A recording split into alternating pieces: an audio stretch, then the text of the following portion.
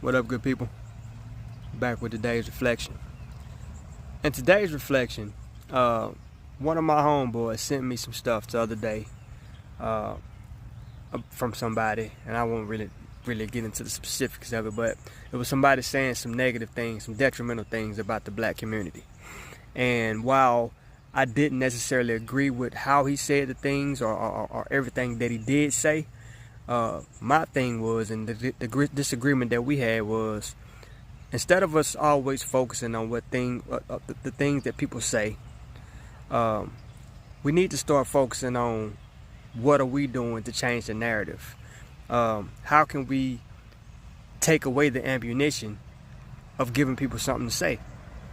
And it made me think, like, if we think about the culture, our culture today, everything that we believe, everything that we prioritize, and then we think about the culture in the 60s and the 70s, with the Black Power movement, with Malcolm X and his movement, with Martin Luther King and the Civil Rights movement.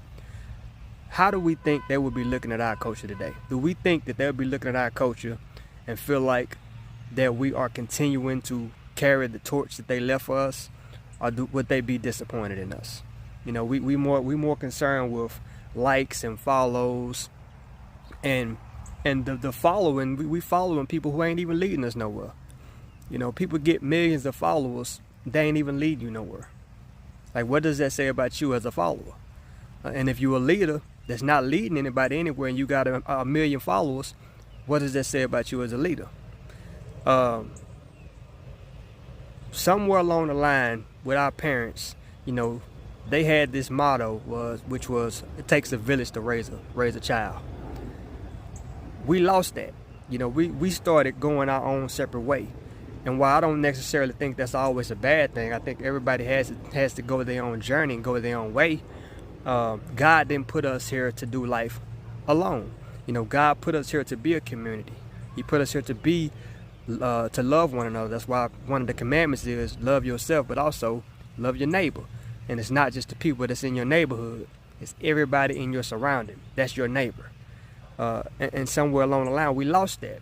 Our parents needed teachers. They needed the church. They needed the neighbors. They needed the different people that can hold us accountable within the community when they seen us doing something wrong.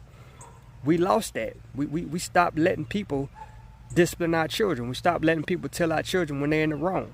And so when they out in the world and doing things, nobody's holding them accountable, because we start pointing the finger at them and saying, don't talk to my child, or don't do this to my child, when they was only trying to help the child.